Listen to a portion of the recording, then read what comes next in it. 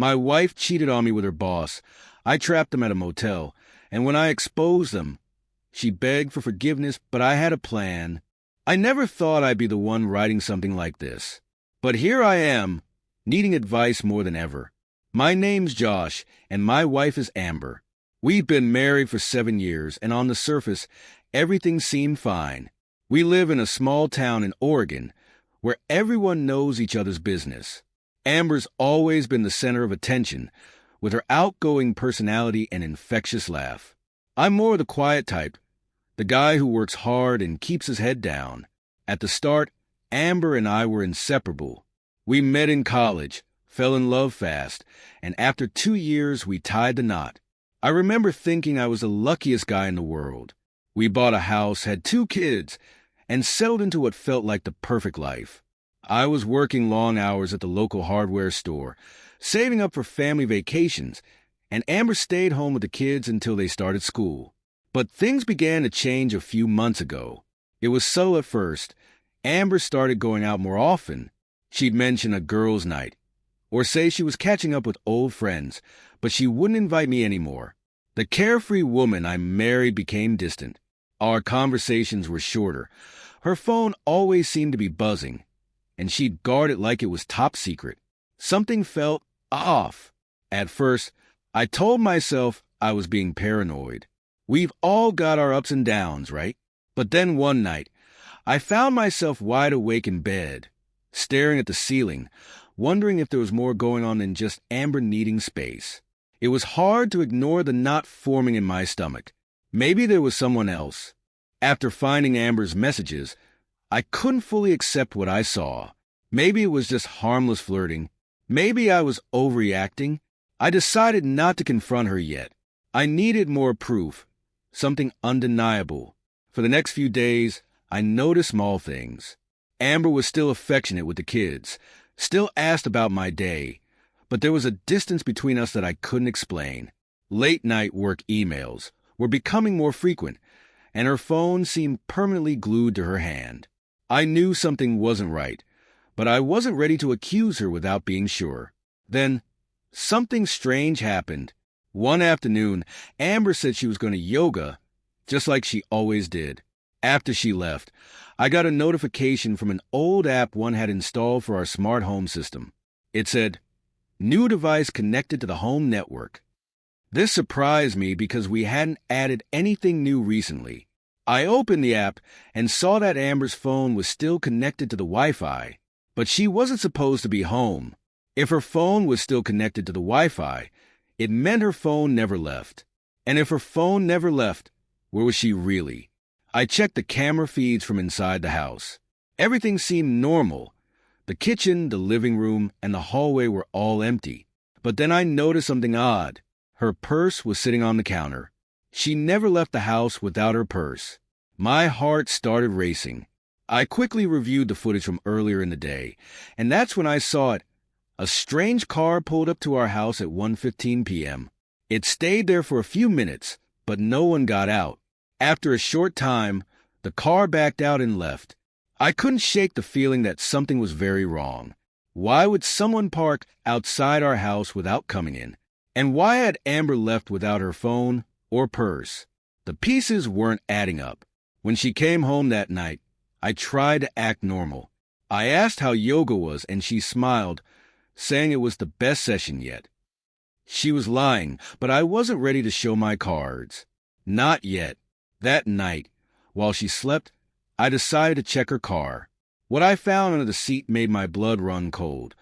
A small black burner phone, one I had never seen before. Finding the burner phone was a gut punch. Standing in the garage, staring at the small, unmarked device, I felt the floor drop out from under me. Why would Amber need a second phone? The answer seemed obvious, but I still held on to a sliver of hope that maybe, just maybe, there was an innocent explanation. I placed the phone back under the seat exactly how I found it, determined not to let her know I had seen it. Whatever she was hiding, I needed more than just this phone as proof. Confronting her now would only tip her off, and I had to be smarter than that. The next day, I couldn't focus on anything but that phone. At work, I felt like I was moving in slow motion, replaying the scene over and over in my head, thinking of what to do next. I did some research during my lunch break on how to access locked phones without the owner knowing. It wasn't going to be easy, but if I could figure it out, I might finally get the answers I was desperate for. That evening, Amber was her usual self, sweet, talkative, not a hint of guilt. We had dinner with the kids, watched TV, and everything felt painfully normal. But I couldn't stop thinking about the phone under her seat. When she finally went to bed, I waited. Once I was sure she was asleep, I quietly grabbed the spare car keys and made my way to the garage. My heart raced as I pulled the phone from its hiding spot. This time, I brought it inside, determined to unlock it. As expected, it was locked with a passcode. I tried the obvious choices, our anniversary, her birthday, but nothing worked. I was running out of time. Amber was a light sleeper, and if she woke up, this would be over. Desperate, I thought back to what she might use. Amber had a habit of using her mother's birthday for everything, her email, her social media. I typed it in. Success. The phone unlocked. The first thing I saw was a string of messages from someone named Jay. I opened the chat, and my stomach sank as I scrolled through their conversations. It wasn't just flirting. They talked about meeting up, about what they'd done together, and about their next plans. My hands shook as I read, each word another dagger. The latest message, sent that morning, read, "Same time tomorrow? Can't wait to see you." It was real. Amber wasn't just texting someone. She was meeting him, and their next meeting was already planned for tomorrow.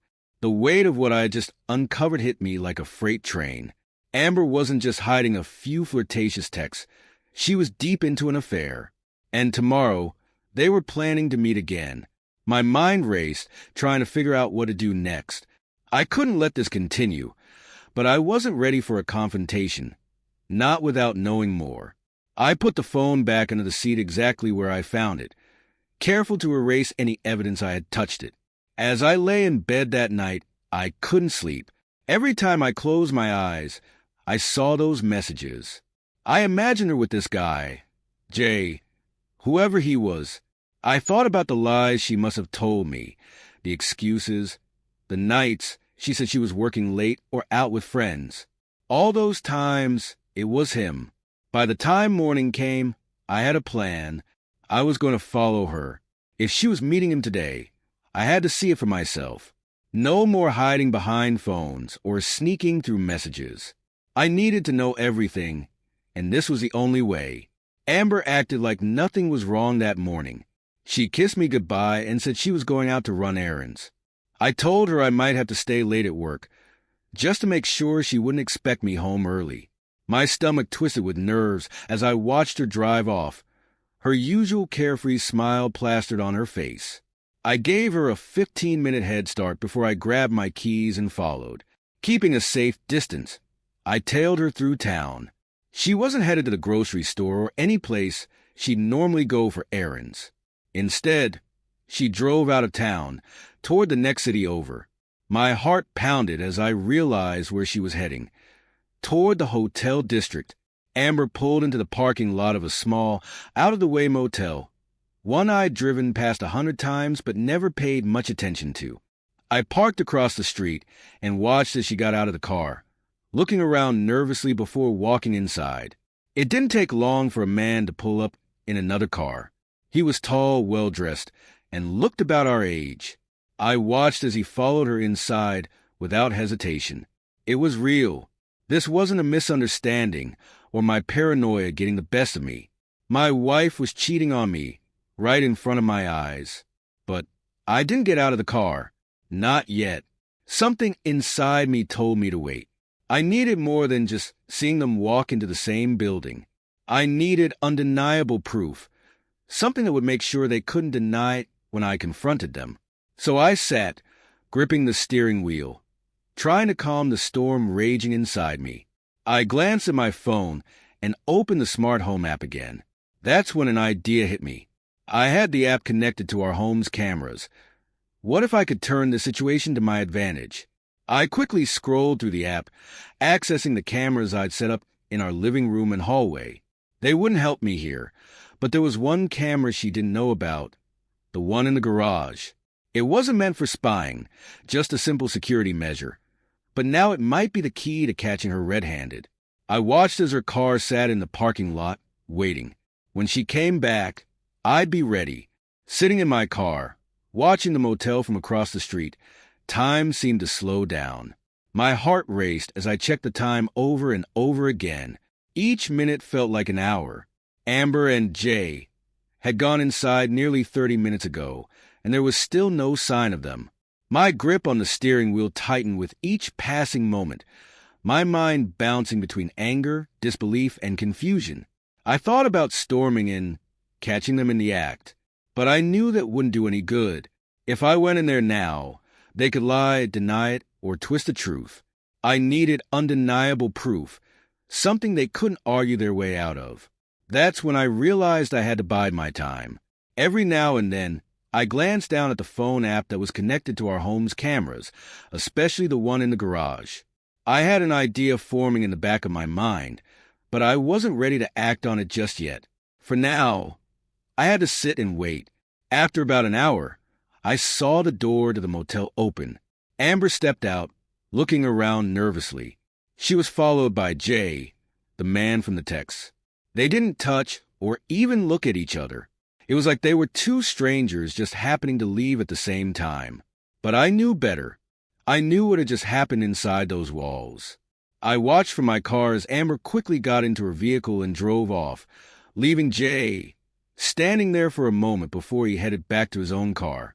I waited for her to get some distance before I started my car and followed again. My plan wasn't to confront her now. Instead, I was going to test something that could either confirm my worst fears or give me the chance to unravel the entire affair in a way she wouldn't see coming. As I followed her back home, keeping a good distance, I realized something. If Amber thought she was safe, if she believed I had no clue what was happening, she would get comfortable. She would make mistakes. She'd keep using the burner phone, keep meeting him, and leave more breadcrumbs behind. And that's exactly what I needed. We got back to the house, and I parked down the street, waiting a few minutes before pulling into the driveway. Amber's car was already in the garage, and by the time I walked inside, she was in the kitchen, making it look like she had just come home from errands. She smiled at me, that same smile I had seen so many times, and asked about my day. I smiled back, playing along. After dinner, she said she needed to take the trash out and disappeared into the garage. This was my chance. I quickly checked the camera feed on my phone and watched as Amber bent down her car, fiddling with something under the seat. I knew exactly what she was doing, retrieving the burner phone. I recorded everything from the garage camera, saving the footage. Now I had proof she was hiding something, but I wasn't done yet. When she came back inside, she casually mentioned that she might go visit her sister tomorrow, acting as though nothing had happened. I just nodded, all the while planning my next move. Tomorrow, I wasn't just going to follow her again. I was going to trap them both. That night, I barely slept. My mind was racing, filled with anger and planning. Amber was supposed to visit her sister the next day, but I knew where she was really going. This time, I was going to trap her. In the morning after she left, I grabbed the burner phone from her car. I sent a message to Jay, as if I were Amber. Change of plans. Meet me at 2 instead? The usual spot. His reply came quickly. Sure, see you at 2. Perfect. The trap was set. I headed to the motel early, parked out of sight, and waited. Amber showed up right on time, sitting in her car for a few minutes before going inside. Jay arrived soon after, following her in. I filmed everything. Their cars, the time, and them walking into the motel together. But I wasn't done. I texted Jay again, pretending to be Amber. I'm running late, doors unlocked. Head in without me. He fell for it. Already inside. Where are you? My heart raced. Now it was time. I headed for the door, knowing what I was about to find. As I walked toward the motel room door, my heart pounded so hard it felt like it was going to explode. I could feel the anger boiling inside me, but I knew I had to keep it together. I wasn't just going to burst in and yell. I needed to make this count. I stood outside the door, listening for a moment. Muffled voices, laughter, and the unmistakable sounds of two people far too comfortable with each other. My hands trembled as I reached for the doorknob. It was unlocked, just as Jay had said in his text. I pushed the door open slowly, as quietly as I could. Inside, they didn't even notice me at first. Amber was sitting on the bed, her back turned to the door, and Jay was right next to her. They were too wrapped up in each other to hear me enter. For a brief moment, I just stood there watching, my stomach twisting with a mixture of rage and heartbreak. Finally, I cleared my throat. They both froze. Amber turned around, her eyes widening in horror when she saw me standing there. She jumped up, stammering something incomprehensible. Jay just sat there, completely shocked. I didn't yell. I didn't scream. Instead, I held up my phone, showing them the video I had taken outside. "I've got everything," I said, my voice steady despite the storm raging inside me. "Both of you, this is over." Amber started to cry, trying to explain, but I wasn't listening. I just looked at her, then at him. The truth was out now, and there was no going back. Amber stood there, frozen, her face pale, as she realized the depth of what I had done. The tears came quickly, but I didn't feel any sympathy. She tried to speak, her words tumbling out in a mess of apologies, excuses, and pleas. "I can explain, Josh. Please, it's not what it looks like. I swear." But I cut her off, my voice cold and controlled. "Don't. Just don't. You're caught, Amber. I've been watching everything." Jay, still sitting on the bed, looked like he wanted to be anywhere but here. His face was flushed with embarrassment, and he kept glancing between Amber and me, like he wasn't sure what to do next. I had no interest in him. He was just part of the wreckage. "Get out," I said, not even looking at him. "Now!" Without a word, he grabbed his shoes, slipping them on in a panic, and bolted for the door. He didn't even try to defend himself. He just wanted out like the coward he was. Once the door slammed shut behind him, I turned back to Amber. The room felt suffocating, the weight of everything hitting me at once. This was the woman I had built my life with, the person I thought I knew better than anyone. And here she was, crying in front of me, not because she was sorry, but because she had been caught. "How long?" I asked, my voice low. She sobbed harder, shaking her head. "It was a mistake, Josh. I didn't mean for it to happen. How long?" I repeated, louder this time. Her shoulders slumped defeated. "A few months. I'm so sorry." I stared at her, the numbness slowly taking over. Months. She had lied to my face for months. Every smile, every kiss, every "I love you" was tainted now. There was nothing left to say. "I'll be home later to get my things," I said, turning toward the door. "Don't be there when I come back." I walked out without looking back.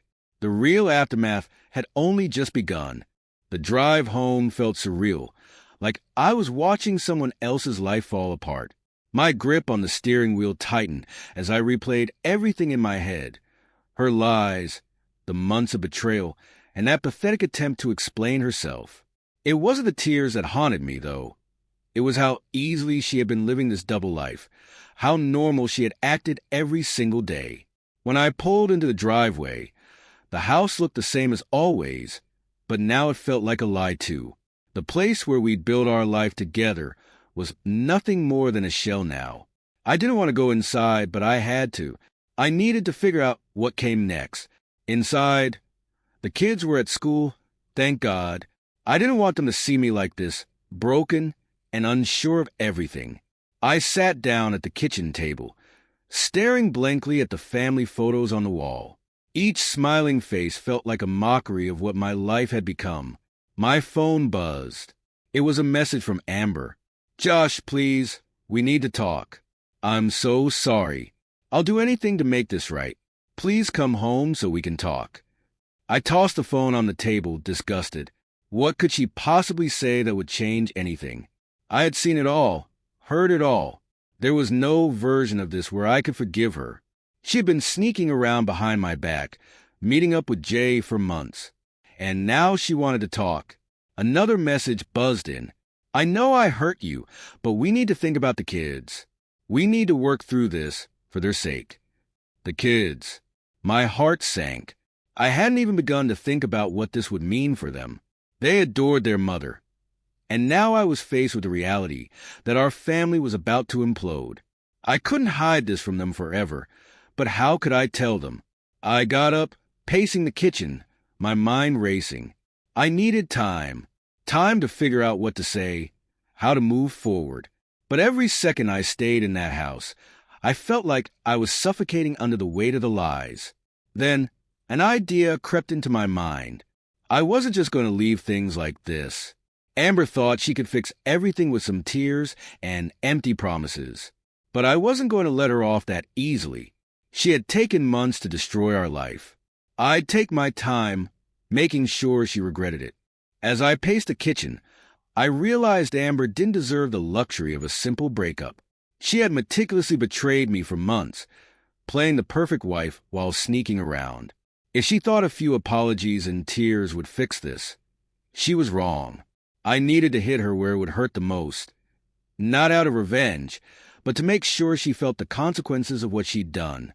Sitting back down at the kitchen table, I started thinking about how I could get the upper hand. The house, the kids, our finances, everything was tangled together. A messy divorce was inevitable, but I wasn't just going to pack up and leave, letting her continue her life unscathed. I was going to dismantle everything she had taken for granted. First, I needed to make sure she didn't see any of this coming. I'd act calm, collected, let her believe I was willing to talk things through just like she wanted. In the meantime, I'd get my ducks in a row. I opened my laptop and began researching attorneys. Not just any divorce lawyer, but the best one in town. Someone who could help me navigate custody of the house and everything else with a clear advantage. I knew Amber loved being seen as the perfect mother, wife, and friend. She prided herself on her reputation in our community. If word got out about the affair, it would destroy her image. I wasn't planning on blasting it to everyone just yet, but I kept it in my back pocket as a last resort. The next step was the finances. I'd been the one managing most of our accounts, paying bills and handling the money. Amber didn't know the full picture of where our savings were, and that worked in my favor. I logged into our joint accounts, carefully noting down what was where. I'd make sure nothing could be easily moved or hidden once she realized what was happening. As I looked through the numbers, an idea hit me. Amber had always been reckless with her spending. Shopping trips, weekend getaways with her friends, all on our joint credit card. I bet she hadn't been careful enough to cover her tracks. I pulled up the statements from the past few months, combing through them. Sure enough, there were charges for hotels, dinners, and even gifts that she had bought. None of it had been for me or the kids. I screenshotted everything, saving it in a folder labeled proof. Just as I finished, my phone buzzed again. Another message from Amber. Josh, can we please talk? I'm heading back to the house now. I stared at the message for a moment, then stood up and grabbed my keys. I wasn't ready to face her yet. I needed more time to get everything in place. So I walked out, leaving the house and Amber's apologies behind. I drove aimlessly for a while, letting the road and the hum of the engine clear my head. My mind kept racing, but I couldn't face Amber yet, not with how raw everything still felt. I needed more control, more leverage before the inevitable confrontation. Eventually, I pulled into a park I used to visit with the kids. The air was cooler here, quieter. I parked under the shade of an oak tree, grabbed my phone, and opened up the notes I'd been compiling. I scrolled through the screenshots of Amber's credit card statements, the motel charges, and the text between her and Jay. It was all stacking up. I had proof, and that gave me power. But I wasn't going to use it all at once. I'd play this smart, let Amber think I was open to reconciliation, at least for now. I knew her weakness, her reputation. Amber couldn't handle being exposed as anything less than the perfect wife and mother. If I dropped the bomb of her affair on the community, her friends, or even the kids, her world would crumble. She needed to believe that I hadn't taken things that far yet. I took a deep breath and texted her back. "We can talk. I'll be home in an hour." After sending it, I sat there for a moment, thinking about the kids. I didn't want to drag them into this mess, but Amber had made her choices. If we went to court, custody would become a battlefield, and I wasn't going to let her use our children as leverage. I needed to secure my position as their primary caretaker. A new thought hit me. The kids' routines. Amber had been careless, disappearing for hours or even days on end. I started mentally logging every time she'd been late for a school pickup or skipped one of the kids' events for work or yoga. I could use that. I needed to be prepared to show that I was the more stable, responsible parent. It wasn't about vengeance. It was about protecting them from the fallout. I made a few calls. First to a highly recommended attorney who had a reputation for being ruthless. The receptionist scheduled a consultation for later in the week. Then I called my friend Dan, who worked in real estate. If things went south, I needed to know what I could do about the house, how to protect my investment without letting Amber pull the rug out from under me. By the time I was done, I felt a little more in control. The storm was still coming, but at least now I had a plan. Heading back to the house, I steeled myself for the conversation ahead. Amber would probably try to manipulate the situation, twist it into some mistake or weak moment. But I wasn't going to let her off that easily. Not after what I'd seen, not after what she had done to our family. When I pulled into the driveway, her car was already there. I took one last deep breath and walked inside. This time, I was ready. I stepped inside the house, the tension in the air thick enough to choke on. Amber was sitting at the kitchen table, her face puffy from crying. The sight didn't move me like it once might have.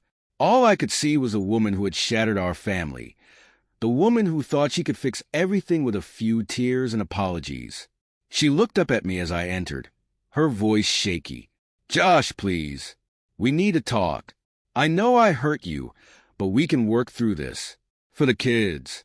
For us." I stood there, arms crossed, and let her words hang in the air for a moment. It was exactly what I expected. Emotional manipulation wrapped in guilt and desperation. But I wasn't falling for it. "Amber," I started, keeping my voice calm. "This isn't something we can just work through. You've been lying to me for months. Do you even know how many times you've looked me in the eye and lied?" She flinched at that, opening her mouth to speak, but I wasn't done. "I followed you yesterday, Amber.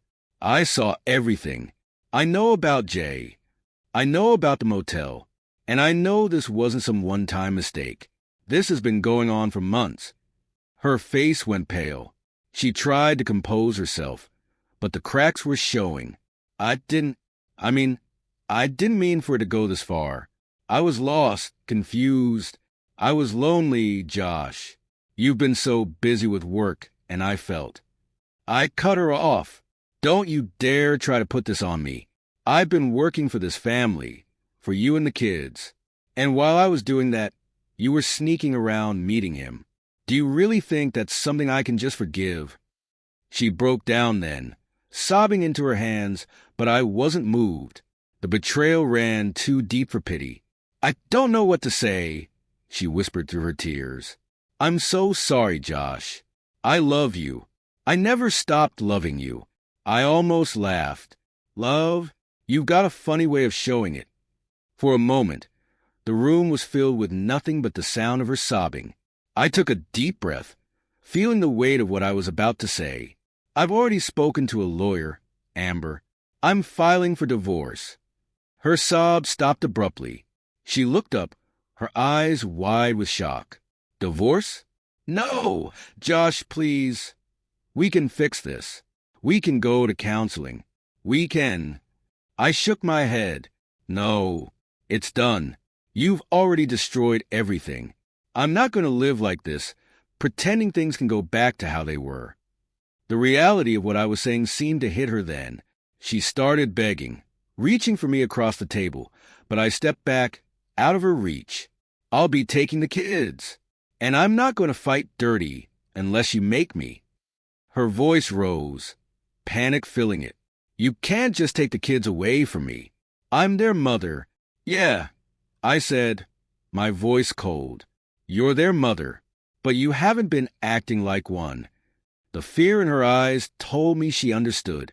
This wasn't just a fight between us anymore. This was the end, and she knew she was losing. Amber's panic was immediate, her tears turning from sorrow to pure desperation. She scrambled from the table, standing in front of me, hands shaking as she reached out, pleading, "Josh, please, don't take the kids. I know I made a mistake, but I love them. I love you. We can make this right. We can find a way." I shook my head, stepping back. You had months to think about them, Amber. You made your choices. Her desperation twisted into anger. You think you're perfect, don't you? Always working, always distant. And you expect me to just wait around for you while you bury yourself in your job. I felt abandoned. I needed someone. I could feel the anger boiling up, but I held it back. Don't try to flip this. I was working to give us a life, a future, and you threw it all away. She fell silent, realizing her deflection wouldn't work. The panic returned, her voice shaking again. "Josh, please, don't do this. Think about the kids. How will they feel if we break up? They need both of us." That hit me. Of course, I had thought about the kids countless times, how they would react, how they would see me and her, how this would change everything. But I wasn't the one who dragged us here. She had. "I'm thinking about them," I said, my voice calmer now. "That's why I'm doing this. I can't let them grow up in a home filled with lies." Amber slumped back into the chair, defeated. "What are you going to tell them?" she whispered. "I'm going to tell them the truth," I said firmly. "Not every detail, but enough. They need to know why things are changing. They deserve that." The reality of the situation seemed to hit her all at once. The anger drained from her, leaving only sorrow. She sat there broken, tears running down her face, but I felt no sympathy. "Not anymore. There's no going back, Amber," I continued. "I'm filing for divorce. I'll be moving out, and I'll fight for full custody of the kids if I have to." She looked up at me, defeated, her voice a whisper. "And what about us? Is there really no chance?"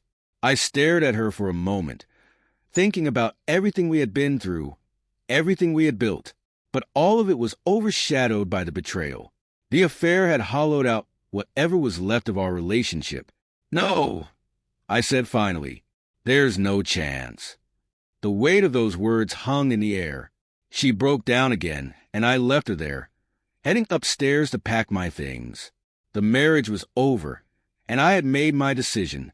The fallout had begun. Upstairs, I moved methodically, packing a suitcase with the essentials. The silence of the house, once comforting, now felt heavy and oppressive. I grabbed clothes, toiletries, and a few personal items, trying to keep my emotions in check. Every room I entered was full of memories. Good ones, painful ones, all now tainted by what Amber had done. I paused in the kids' rooms, looking at their toys scattered on the floor, their beds unmade. My heart clenched, realizing that everything was about to change for them, too. I couldn't bear the thought of explaining this to them, but I had no choice. They would need to know why Dad wasn't going to be there every night, why Mom and Dad couldn't sit down together anymore. They were too young to understand the details, but old enough to know something was wrong. As I zipped up my suitcase, I heard Amber coming up the stairs. I could tell from her footsteps that she was still crying, her movements slow and defeated. She stopped in the doorway, watching me pack, her face red and tear-streaked. "Are you really leaving now?" she asked, her voice barely above a whisper. I didn't look at her. Yes, I'll stay somewhere else tonight. She stepped into the room, her hands wringing nervously. Josh, please stay. Just for tonight. We can talk more. You don't have to leave like this. I finally turned to face her, my expression unreadable. What's there to talk about, Amber? You've already made your decisions, and now I'm making mine. Her lip quivered. What about the kids?